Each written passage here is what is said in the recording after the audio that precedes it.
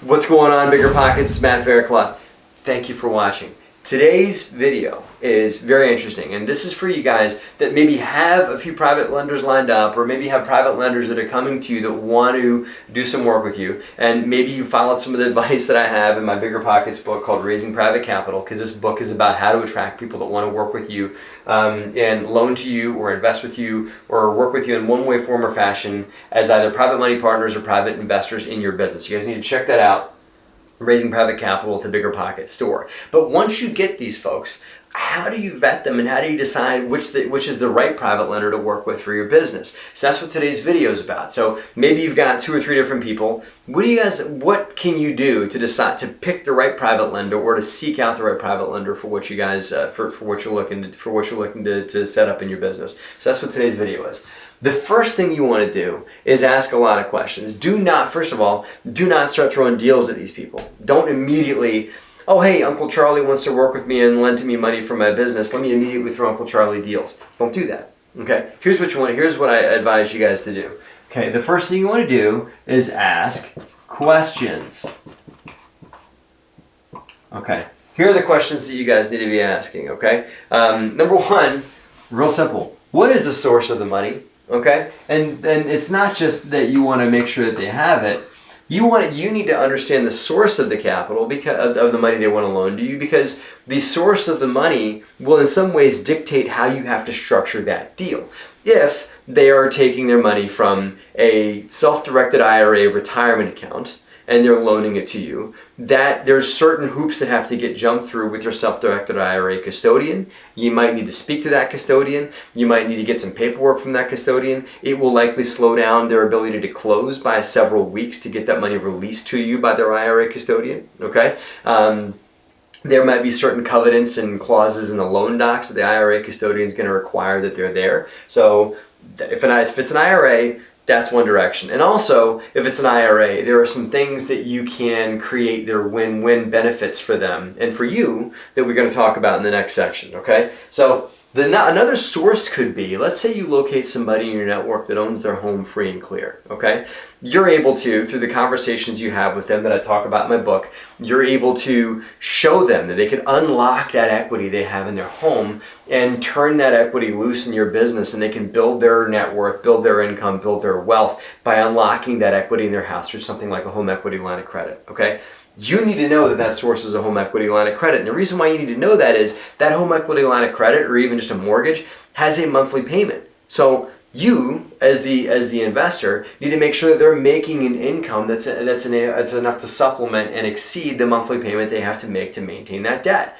That's another reason why you need the source. And if they're investing with cash, here's the cash conversation that comes up if they say that they're investing, okay, listen, I've got $100,000 in cash that's just sitting there. It's in a CD earning 0.5% of interest. You can pay them 8% interest. Great. Okay, that's a great conversation.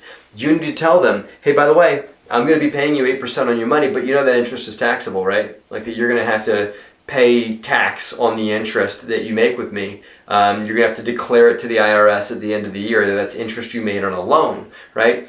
And not true for an IRA. No, it's still true for a home equity line of credit, but they still get to claim the interest that they had to pay for borrowing that money. So they only pay at net tax on the spread that they make from what they borrowed the money for and what they're loaning it to you for. But if they're loaning you straight cash out of their own pocket, they will likely have to pay capital gains tax. Now, I'm sorry, just income tax to the IRS, however it calculates. They're going to have to pay tax on that money. You need to disclose that to them. You don't want any surprises about income tax. They'd be very unhappy with you. So the source brings up other conversations that you need to have with them. So that's the first question. How are you going to be doing this? And then have the conversation that knowing what that source is, that opens up new conversations you need to have with them. Full disclosure. The best real estate investors that work with private money folks are at the core educators, meaning you educate your private money investor that wants to work with you. You educate them on why investing with you is amazing and also how investing with you works. And you get that education for yourself from BiggerPockets. Okay? So the next thing you want to talk to them about is, what are their goals?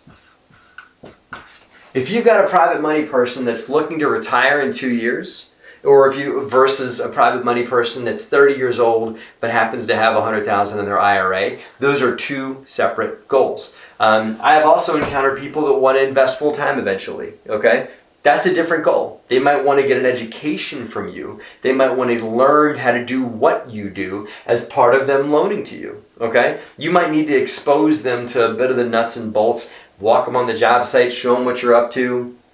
All those things on a weekly or monthly basis in exchange for them loaning to you. And maybe the interest rate doesn't matter as much on what you're going to pay them, and the exposure that they get matters the most, right? It matters about their goals are. What are their wealth? They're just know everything you can about where they want to go, their wealth goals and their future life goals. Where do you want to be in 5 years? That's the best. You should ask that of everybody. Where do you want to be in 5 years?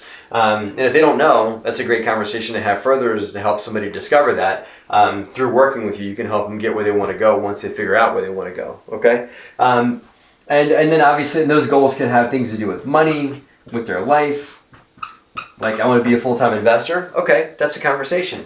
Or I love what I'm doing. I want to save up for my kids' college or something like that. I want to save up for this. I save up for that. I had an investor whose goal was to move back to Argentina. Okay, he was from Argentina, moved here to the U.S. for work. And because he did some investing with us, with our company, with the DeRosa Group, over time, and this took like 5 years, he was able to move back to Argentina because he and I knew that's what he wanted to do. Because I'd asked that goals question, and we evaluated what his income was through the turnkey investments he had made with us, and through some of the private loans we had done, and through working with us, we were able to create a path for him to move back to Argentina. And today, he's in Argentina, back home where he grew up, and he's back and he's making passive income off of investments he's made here in the States.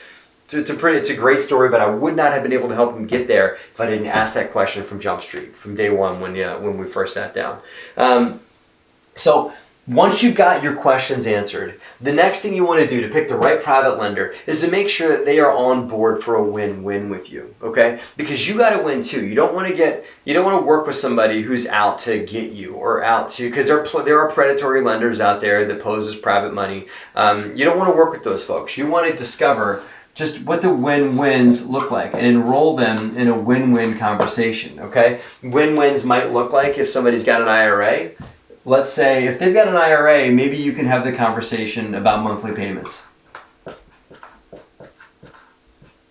More specifically, if it's an IRA, you don't need to make monthly payments. How great would that be if you're doing a fix and flip and you're not making any monthly payments during the life of the loan? You pay all the interest at the time the project's complete. If they have an IRA, that money is not needed by them. They can't do anything with it anyway because it's in the IRA. It's just as fine for you to pay them all the money at the very end of the project versus during the life of the project. If their money source is real estate equity, they have to have monthly payments because it's not fiscally responsible for you to put them in a position where they've got to maintain that debt the whole time and make those monthly payments just so you don't have to when the project's over. I would never ask somebody to do that. And obviously if they have cash, then they might want monthly payments too because it just increases their personal cash flow and they can touch the money, they can put it in their pocket and use it or something like that versus versus IRA where they can't do that. Okay. The next thing is terms and rate. If you've got somebody who wants to give you hard money loan rates, like they want to charge you 15% interest plus like 3 or 4 points, 1 point equals 1% of your loan amount. That's what a point is. And you have to pay that up front typically. So if you're borrowing $100,000 and they want 4 points, that's $4,000 you have to write to them at the day of closing as a profit line to them. There's your points. Here you go, Mr. Lender. And those points are due to them at closing regardless of how long the loan is. So if it's a shorter loan, they actually make a better return on their investment because they got their money back and they can go and charge those points again. Points in general are more of a hard money conversation. It's less private money. So if you've got people that want to charge you a lot of points and a high interest rate, that is not a win-win. Unless you're in a bind, unless you really need to do the deal fast. And if your deal really is a screaming hot deal and it still works at those rate and terms, fine. But I don't like those types of terms as the standard moving forward because it's really not a win-win. I mean, it's really taking a lot out of your pocket, especially paying a lot of points and things like that. So I would look carefully at the rate and terms and make sure that it's a win-win for you. You know, other things come into win-win, meaning what's a win for them? A win for them brings them here. Okay, once you know this, you can help them define this. If I didn't know my investor wanted to go back to Argentina, I couldn't define that, because a win for him was carving a path for him getting back home.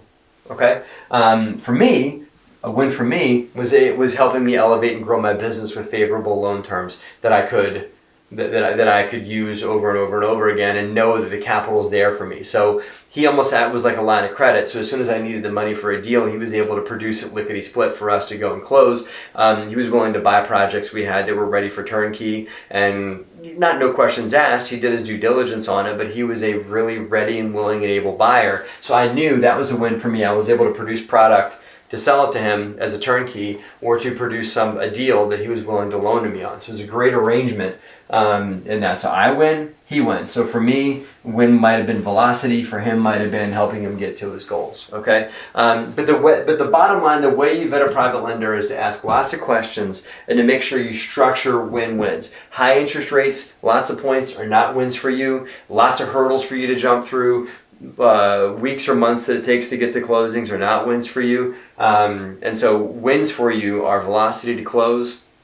It might also be a win for you to be able to get into a deal at just more favorable rate and terms, or just knowing that the money's there as soon as you need it, because they have that level of trust factor. And one more thing, and on the goal side for them, they might want to get exposure to your deals, as I said. So be prepared to open up your doors and show them a bit of what you're up to. So the bottom line, guys, ask lots of questions, discover the source of the capital and the goals, and then organize a win-win arrangement that works for you, works for them, and that is how you find and pick the right private lender. Once you've got a few folks lined up, then that's how you put it together to pick the right one. Okay. Be sure to check out my book, Raising Private Capital, for everything about assembling private money conversations, which you can pick up at the BiggerPockets store. Okay. Leave lots of comments below. Want to hear from you guys. Leave some thoughts on this for those of you guys that have structured deals. And if you guys enjoyed my book, if you've read my book and you liked it, please leave me some feedback in the in the bottom in the comment section below. I want to hear from you guys. I want to see lots of comments from those of you guys that read it. If you guys, those of you guys that don't have it yet, here's a coupon code to pick it up in the BiggerPockets store as well. It's Live Private Money. It's only good for a limited time, so be sure you use that coupon code now, right after you're watching this. Live Private Money, and leave a comment below as well if you're committed, if you want to go check it out. Okay. Thanks for watching, guys. Have a great and profitable week.